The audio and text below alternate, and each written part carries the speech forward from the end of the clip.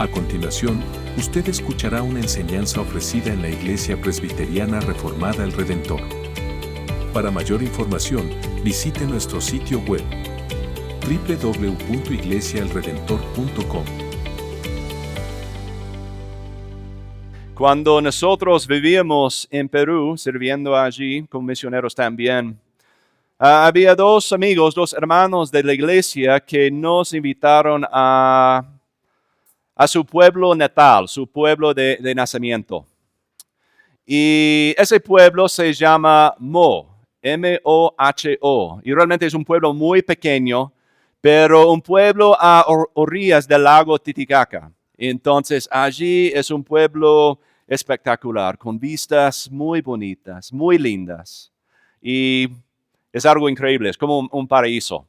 Entonces ese pueblo es de 8 horas de Arequipa, donde vivíamos.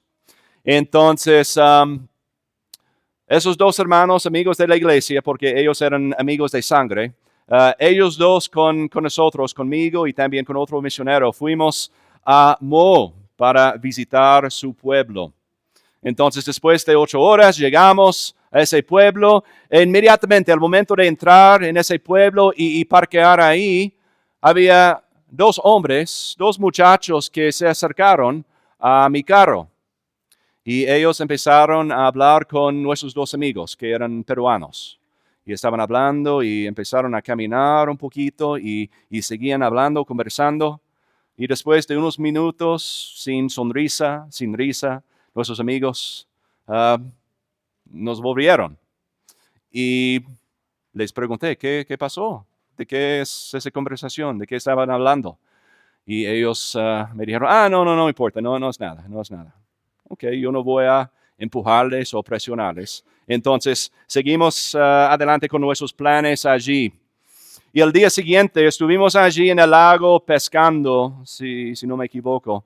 Y regresamos a orilla del lago. Y allí estaba uno de esos muchachos del día anterior. Entonces empecemos a hablar todos nosotros en una conversación y hablando de varias cosas, pero en un momento en esa conversación, ese muchacho me dijo, menos mal que conoces a sus hermanos. ¿Por qué? Porque ayer, sí, me acerqué a tu carro porque te iba a matar. ¿Cómo? Sí, te iba a matar, pero porque conoces a esos amigos que son de acá, de este pueblo, todo está bien, no hay problema. Y obviamente después de tener una conversación así, puede marcar un viaje, ¿no? Entonces siempre yo voy a recordar esa experiencia, porque mis amigos peruanos, mis amigos de ese pueblo específicamente, eran mis mediadores.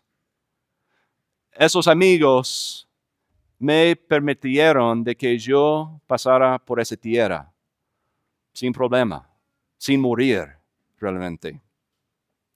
Esta mañana vamos a continuar en el prólogo histórico de este libro de Deuteronomio. Y sé que estoy repitiéndome todos los domingos en el prólogo histórico, pero tenemos que recordar el propósito de esa sección del libro de Deuteronomio. Otra vez es para fomentar, es para promover dos cosas. Primero, gratitud por la obra de Dios en la vida de la primera generación de Israel. Entonces, para fomentar gratitud, pero también para fomentar obediencia para la segunda generación de Israel. Entonces, el prólogo histórico, todas las historias que estamos leyendo y estudiando, viene con ese propósito. ¿Ok? Entonces, en esta parte del prólogo histórico del libro de Deuteronomio, llegamos a algunas historias muy interesantes. Aquí, en el capítulo 2, hasta el versículo 11 del capítulo 3, vamos a ver una historia de dos pueblos y una historia de dos reyes. Y por motivos de tiempo, tenemos que dividir que es un solo sermón en dos partes. Entonces, hoy vamos a tratar casi la primera mitad de esta historia. Y en 15 días, en la próxima oportunidad, vamos a tratar la segunda parte. ¿Ok? Entonces, hoy vamos a tratar de los versículos 1 al 23 del capítulo 2. Pero les digo que realmente es un solo sermón porque tiene un solo propósito, un solo tema principal. ¿Y qué es ese tema? ¿Qué es ese propósito? Es este. Dios muestra su fidelidad mediante de la misericordia y mediante del juicio. Eso es el punto principal de lo que vamos a ver hoy y también en el próximo sermón. Pero acá en esta sección que vamos a ver hoy, específicamente lo que vamos a ver es la fidelidad de Dios mediante la misericordia hacia dos pueblos. Entonces, para entender esa idea, también vamos a dar al texto dos subtítulos en esta sección, en este pasaje. Primero, en los versículos 1 al 8, podremos poner el nombre o el subtítulo, el encuentro de Jacob y Esaú. Y después, en los versículos 9 al 23, podremos asignar el subtítulo, el encuentro de Abraham y Lot. Y quizás en el momento esos subtítulos no tienen sentido, pero con el favor de Dios al final de esta prédica vamos a ver por qué podríamos nombrar estas secciones así. Entonces vamos a empezar con el encuentro de Jacob y Esaú en los primeros 8 versículos. Y en eso tenemos que recordar de que al final del capítulo 1 ya sabemos que la primera generación de Israel, es decir, la generación que había experimentado el éxodo de Egipto, ellos no van a entrar a la tierra prometida. Porque todo estaba listo, ellos estaban preparados, pero por miedo ellos no querían entrar. No, hay gigantes allí, hay ciudades muy fortificadas.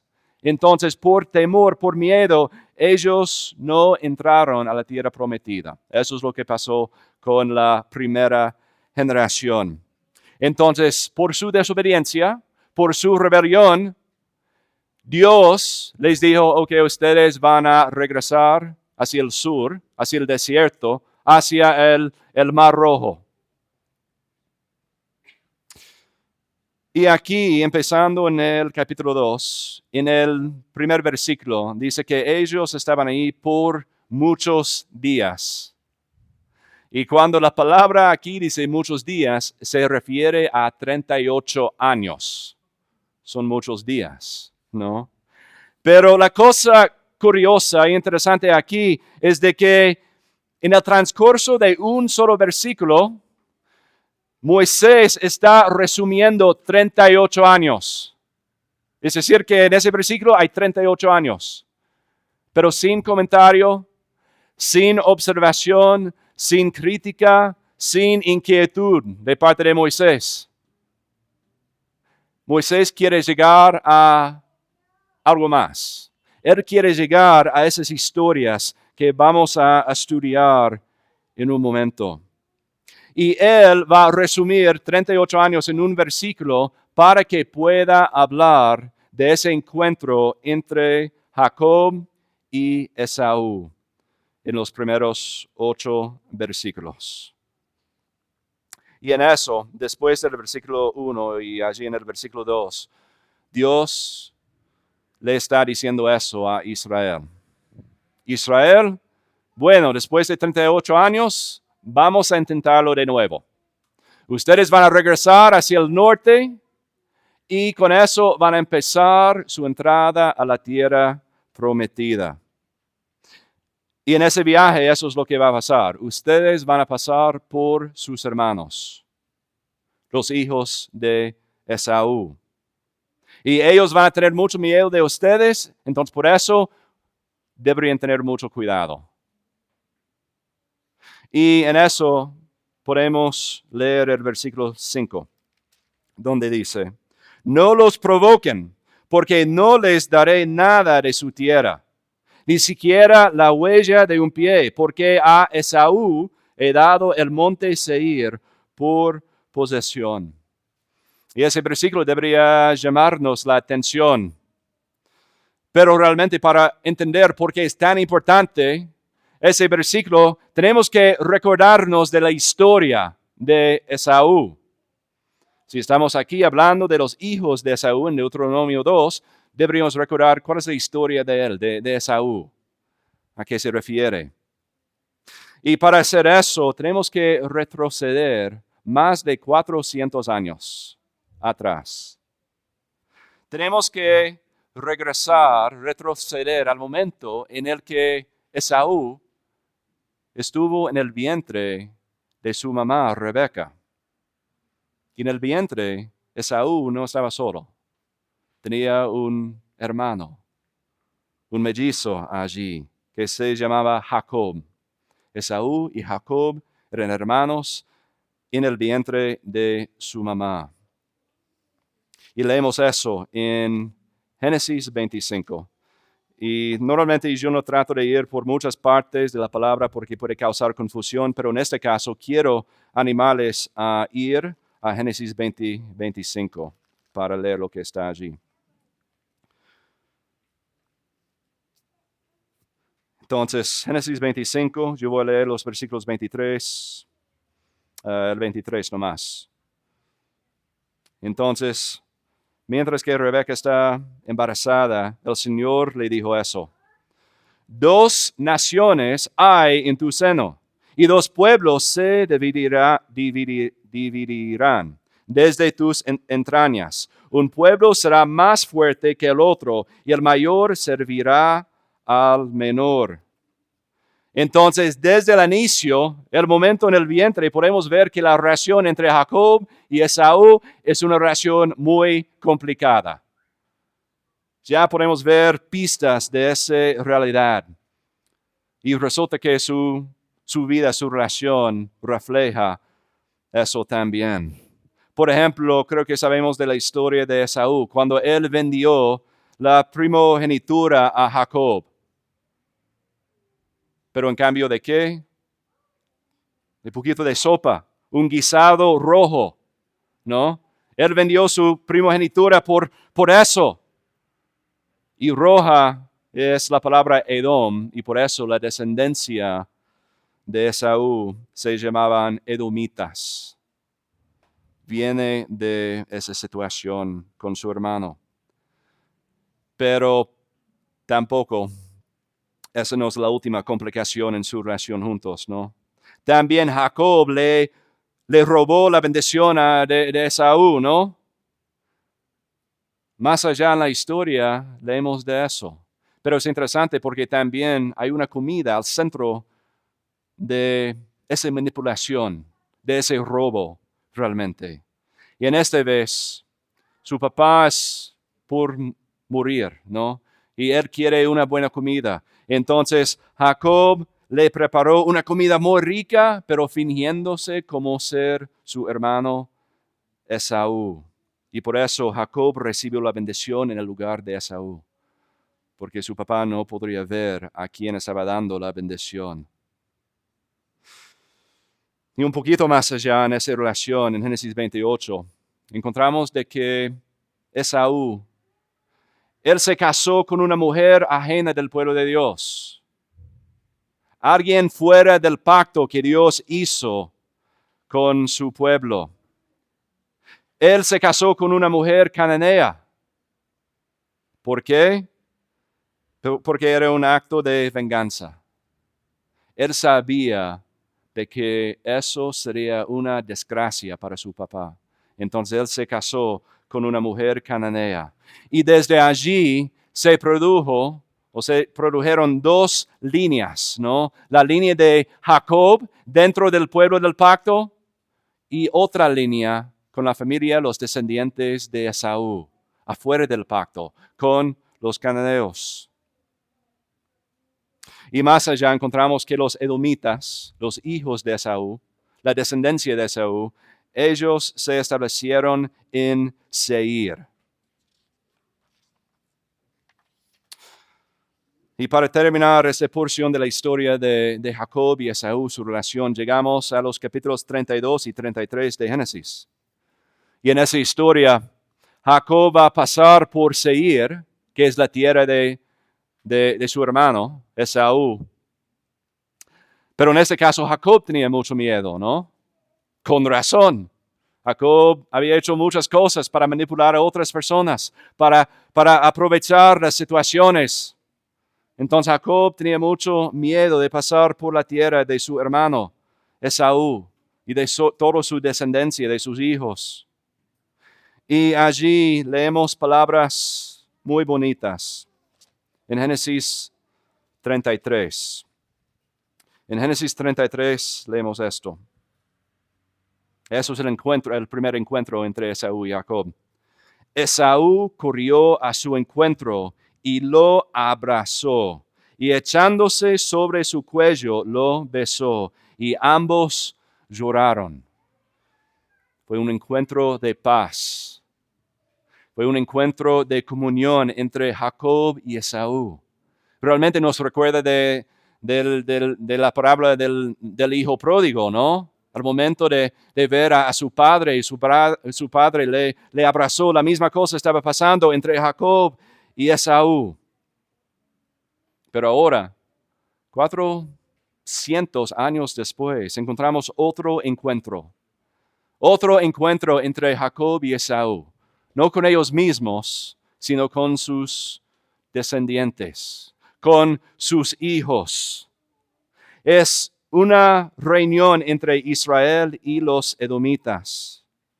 Y otra vez, Jacob, Israel, tiene que pasar por la tierra de su hermano Esaú, pero en este caso con instrucciones. Primero, lo que hemos visto en el versículo 5, que no los provoquen, porque creo que podemos decir en cuanto a la vida de Jacob que él es un provocador, es su tendencia, es su predeterminado. Pero también encontramos otra instrucción en el versículo 6. Les comprarán con dinero los alimentos para comer y también con dinero comprarán de ellos agua para beber. Es decir, que toda la manipulación, todo el engaño de Jacob se centraba en una comida. Pero acá en Deuteronomio 2, el Señor le dice a Jacob, a Israel, ustedes van a comprar la comida. No van a robar a tu hermano, no van a aprovechar a sus hermanos que están allí, sino van a comprar la comida. Y tampoco no lo van a recibir gratuitamente. Con el dinero que yo les he dado, ustedes van a comprar todo lo que necesitan. Y ellos pasaron por la tierra de su hermano Esaú. A continuación hay otro encuentro entre Abraham y Lot. ¿Por qué digo eso? Porque Israel es la descendencia de Abraham, ¿no?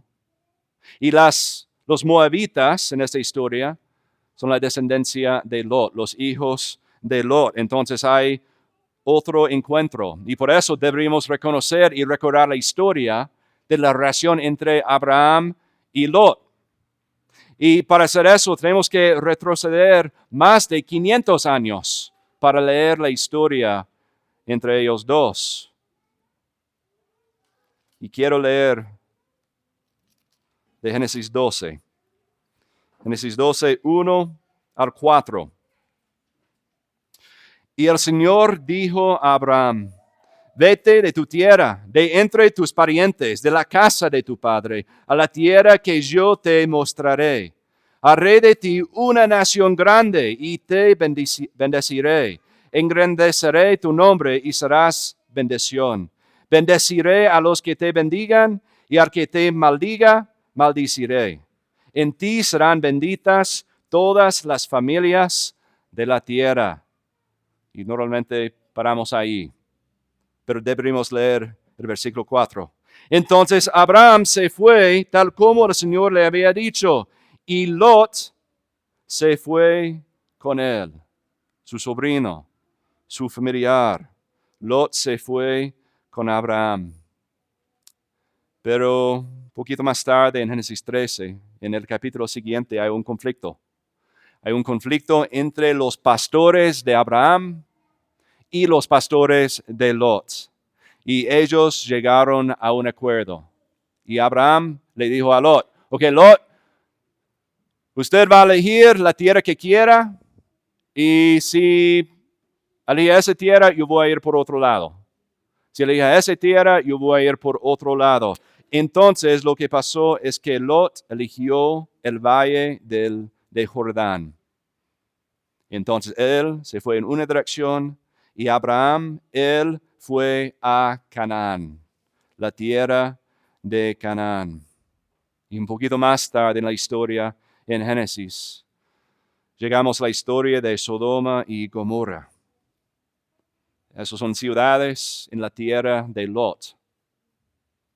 Pero el Señor le salvó.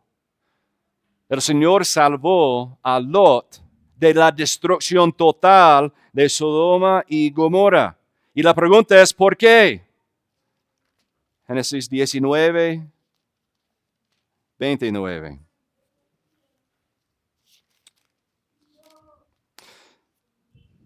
Dice allí,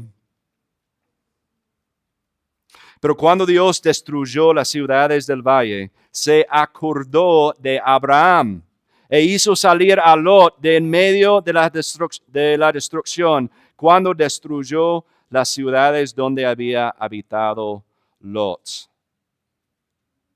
¿Qué está pasando?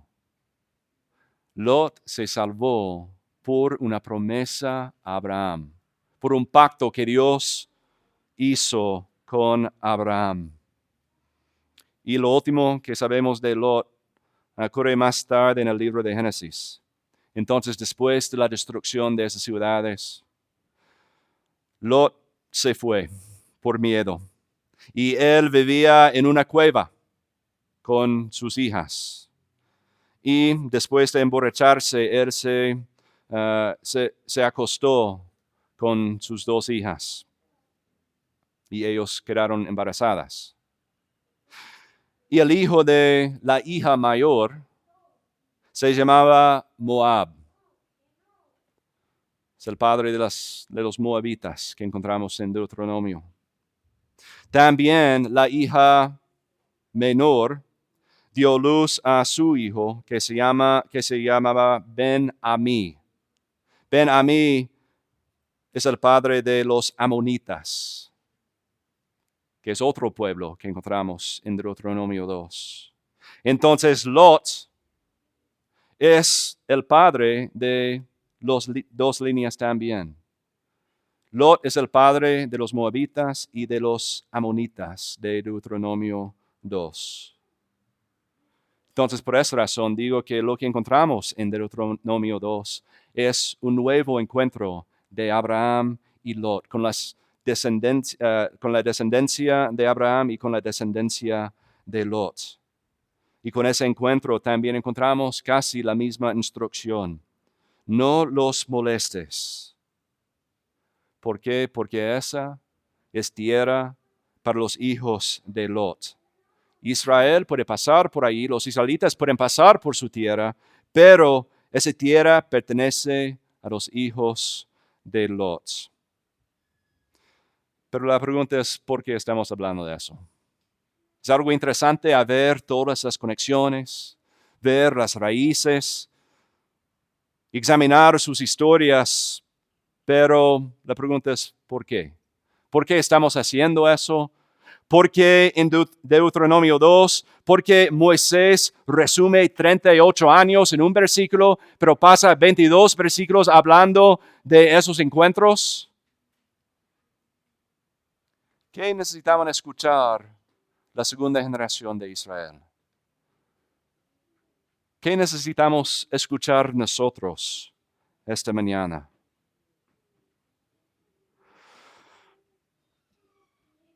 Realmente para ver la totalidad o la plenitud de esa respuesta, no solamente necesitamos este sermón, sino el próximo también.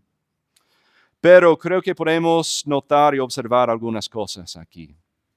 Creo que podemos ver ese texto y ver que Dios está mostrando su fidelidad mediante la misericordia hacia esos dos pueblos. Hacia el pueblo de Esaú y hacia el pueblo de Lot. Entonces deberíamos explorar esa idea un poquito más. Y para hacerlo quiero mencionarles dos implicaciones. Primero, la razón por qué la segunda generación tenía que escuchar de esa historia, de su historia. La razón por qué nosotros también tenemos que escuchar esa historia es para que sepamos que Dios cumple sus promesas. Todas sus promesas. Es decir, que normalmente pensamos en el Antiguo Testamento y reconocemos que Israel, los israelitas, los hijos de Abraham, son el pueblo elegido de Dios, son el pueblo de Dios. Sí, eso es correcto, pero a la misma vez podemos reconocer que en todo el Antiguo Testamento y en toda la palabra de Dios, Dios está haciendo algo mayor. No solamente es para elegir a un pueblo, ni simplemente para salvar a un pueblo, sino Él está construyendo, estableciendo un reino. Y aquí podemos ver claramente que Dios es el rey sobre todo. Él es soberano sobre cualquier nación. Él es soberano sobre el levantamiento de una nación y su caída. Dios es soberano sobre establecer los límites, las fronteras de cualquier nación. Imagínate por un momento ser un israelita en esta historia. Dios, si no me equivoco, creo que somos el pueblo de Dios, los israelitas, ¿no? Somos los beneficiarios de las promesas, pero parece que estás bendeciendo a otros pueblos. Estás protegiendo a otros pueblos. Señor, ¿qué está pasando? Y aquí es donde podemos ver ese gran panorama de la voluntad y del plan de Dios. Él está estableciendo un reino para sí mismo. Y me imagino, para los israelitas del momento era algo confuso, ¿no? Pero quizás en esa confusión, en esa inquietud, el Señor le está dando confort. Él le está dando esperanza de lo que es por venir. ¿Por qué digo eso? Porque en este texto lo que Dios está diciéndole a Israel es esto. Israel, yo voy a cumplir las promesas que he hecho con ustedes. Específicamente, yo voy a cumplir las promesas que yo he hecho con tu antepasado Abraham. Entonces, ¿por qué hay tierra? ¿Por qué hay preservación de los hijos de Esaú? La descendencia de Lot. Porque Dios hizo un pacto con Abraham. Y por medio de su relación con Abraham, hay una porción para Esaú. Hay una porción para Lot y para sus descendientes. Son preservados por su relación con Abraham. Con mi experiencia en ese pueblo Mo, yo podría pasar por esa tierra por mi relación, mi conexión con esos amigos peruanos. Los hermanos que eran de ese lugar. Ellos me dieron cobertura, seguridad, permiso, licencia para pasar por esa tierra. Y en este caso, Dios está dando licencia a Israel, pero también licencia a los hijos de Esaú y Lot. Y todo se basa en las promesas hechas con Abraham. Y para nosotros, tenemos que escuchar este mensaje. Porque hemos visto esas historias, esas promesas, el pacto hecho con Abraham. Y más de 400 años el Señor está cumpliendo todo. Pero ¿por qué es importante para nosotros? Tenemos que creer también que el Señor va a cumplir sus promesas. Según su tiempo, en su manera, pero Él va a cumplir todo. Y en muchos casos tenemos muchas dudas de eso, ¿no? Hay dificultades en la vida. Parece que no hay esperanza. Parece que todo es en vano. ¿Por qué sigo adelante? Porque no veo fruto en mi vida, no veo fruto en mi alrededor. Entonces, ¿por qué? Y el mensaje aquí para Israel y para nosotros es que Dios es fiel. Los hijos de Esaú experimentaron esa fidelidad 400 años después. Y ellos experimentaron esa promesa, no una promesa hecha con ellos mismos, sino con Abraham. Y para nosotros, hermanos, podemos confiar en las promesas de Dios, porque el Señor va a realizar sus promesas a través de Cristo, un mediador mayor que Abraham, un líder en la fe, un sacrificio en nuestro lugar. Él es el mediador perfecto. Y si tenemos relación con Él, si somos los elegidos de Cristo, si el Señor nos ha dado fe para creer en Jesús como Señor y Salvador, también vamos a recibir el cumplimiento de todas las promesas. Vamos a recibir la plenitud de ese pacto que Dios hizo con Jesús. Eso es el Evangelio. De que vamos a vivir, que vamos a pasar por esta tierra mundial, por esta vida, con la seguridad de que nuestra confianza está en el Señor y que Él va a cumplir sus promesas en su tiempo. Y somos salvos por medio de la obediencia de Cristo. La segunda observación o implicación de este texto es de que hasta que tú y yo entremos a esa tierra prometida, que es el reino de Dios, el reino consumado de Dios, en el día final, hasta ese momento Dios nos va a proveer lo que necesitamos y Él nos va a proteger también.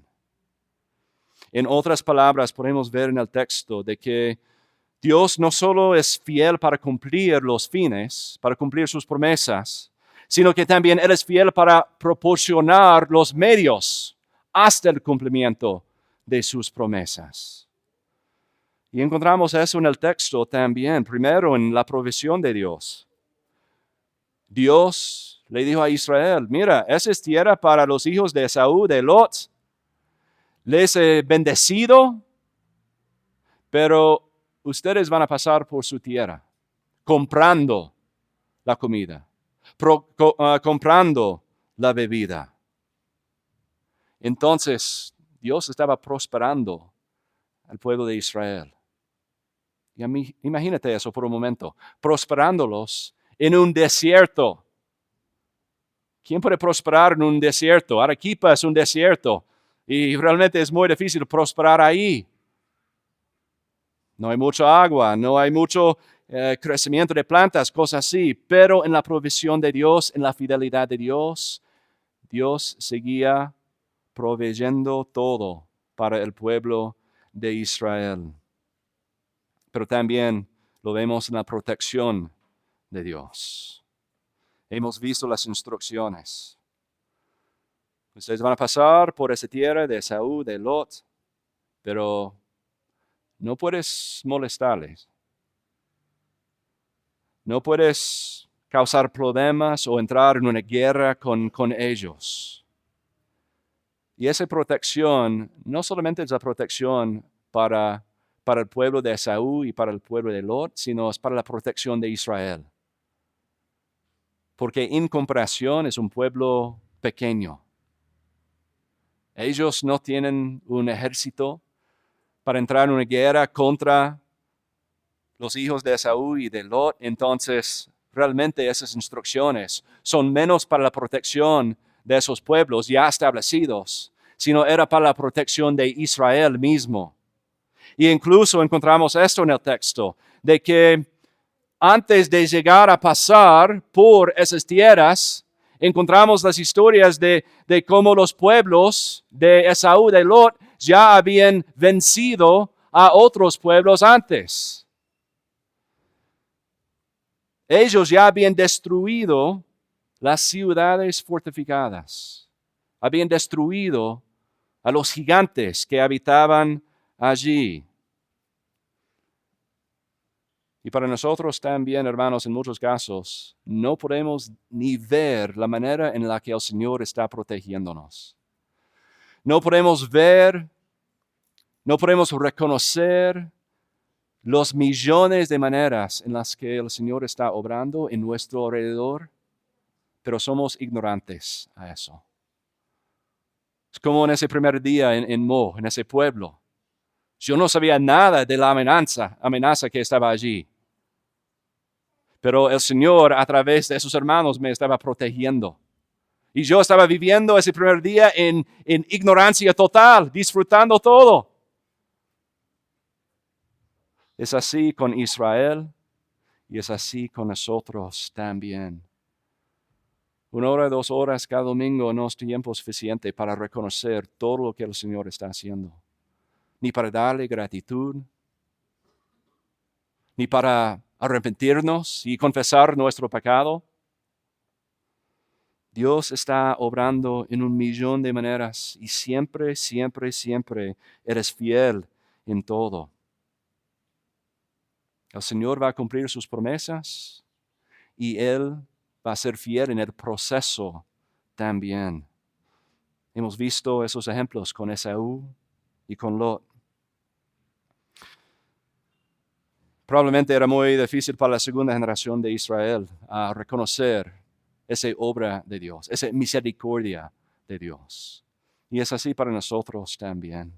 A veces es muy difícil ver la misericordia de Dios en nuestras vidas y por eso tenemos que recordarnos de nuestra historia. Porque la historia que encontramos aquí en Deuteronomio 2 es nuestra historia también. Si estamos en Cristo, si somos unidos en Cristo, también somos parte de este pueblo. Y su testimonio es nuestro testimonio. Y también podemos ver el testimonio de la misericordia de Dios en nuestras propias vidas. Porque siempre Él ha sido fiel. Entonces, hermanos, vamos a seguir estudiando el prólogo histórico de Deuteronomio. Pero en cada instancia, el llamado es igual. Debería llamarnos a la gratitud en nuestras vidas. Que reflexionemos la bondad, la fidelidad de Dios en nuestras vidas, pero también es un llamado a la obediencia. Seguir viviendo en esa relación, en ese pacto con nuestro Dios. Y en eso, que veamos que el Señor es bueno en todas las cosas, porque Él es fiel. Se seca la hierba, se marchita la flor, pero la palabra de Dios permanece para siempre. Para mayor información, visite nuestro sitio web www.iglesiaelredentor.com.